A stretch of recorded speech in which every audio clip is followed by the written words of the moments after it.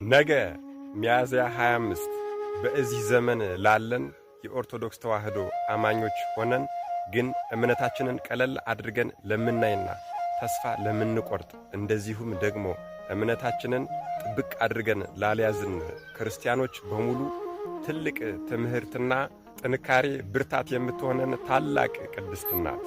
ይህች ቅድስት የአንጾኪያ ወገን ስትሆን እርሷም ከዲዮቅልጥያኖስ መኳንንት አንዱ ለሆነው ሰቅራጥስ ለተባለ ሚስቱ ናት። እርሱም መጀመሪያ ክርስቲያን ነበረ፣ በኋላ ግን ዲዮቅልጥያኖስን በመፍራት ክዷል።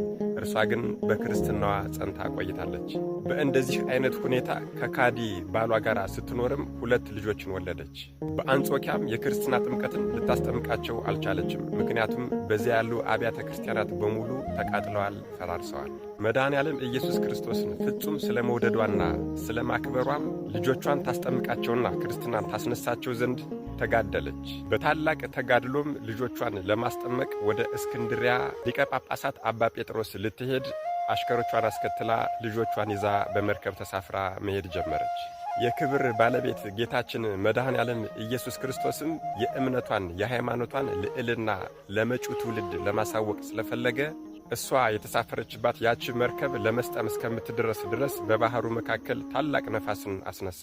ይህች ቅድስትም ልጆቿ ሳይጠመቁ ክርስትና ሳይነሱ እንዳይሞቱባት ፈራች። ተነስታም በፍጹም እምነት ሆና ረጅም ጸሎት ጸለየች።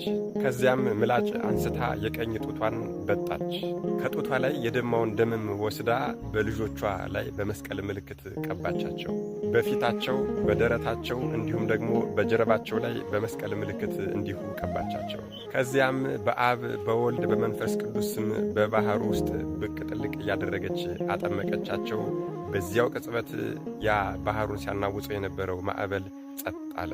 ወደ እስክንድርያ አገር በደረሰች ጊዜም ከአገር ልጆች ጋር ያጠምቃቸው ዘንድ ወደ ሊቀ ጳጳሱ ወደ ቅዱስ ጴጥሮስ ልጆቿን አቀረበቻቸው። ያን ጊዜም ሊቀ ጳጳሱ የአገር ልጆችን አጥምቆ ወደ እርሷ ልጆች መጣና እነሱን ለማጥመቅ በሚዘጋጅ ሰዓት ሊያጠምቅበት ያዘጋጀው ጸበሉ ወይም ደግሞ ውሃው ረጋ። እነርሱን ትቶ የአገር ልጆችን ባጠመቀ ሰዓት ያ የረጋ ውሃ መልሶ እንደነበረ ሆነ። አሁንም ደግሞ መልሶ የእናታችንን ልጆች በሚያመጣቸው ሰዓት በድጋሜ ውሃው ረጋ። እንደዚህ እያደረገ ለ3 ጊዜ ተከታታይ ሞከረ። ባልተሳካለትም ጊዜ ሊቀ ጳጳሳት ቅዱስ ጴጥሮስ እጅጉን አደነቀ።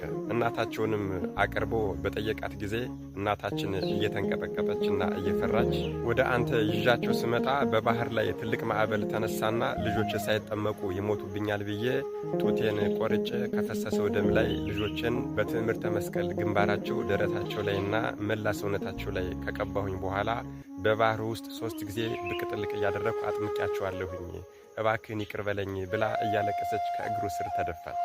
ሊቀ ጳጳስ አባ ጴጥሮስም ልጄ ሆይ አትፍሪ፣ ሃይማኖትሽ እጅግ በጣም ፍጹም ነው። አንቺ በባህር ውስጥ ባጠመቅሻቸው ጊዜ በመለኮታዊት እጁ ያጠመቃቸው ራሱ ባለቤቱ መድኃኔዓለም ኢየሱስ ክርስቶስ ነውና አይዞሽ አትፍሪ አላት።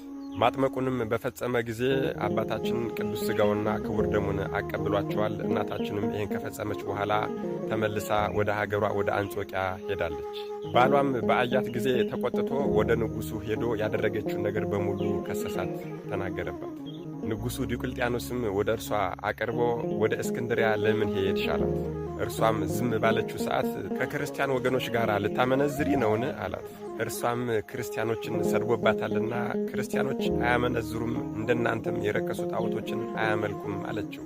ንጉሡም በድጋሜ በእስክንድሪያ ምን እንዳደረግሽ ንገሪኝ አላት። ከዚህ በኋላ ከኔ ምንም አይነት መልስ አታገኝምና የፈለግከውን አድርግ አለችው።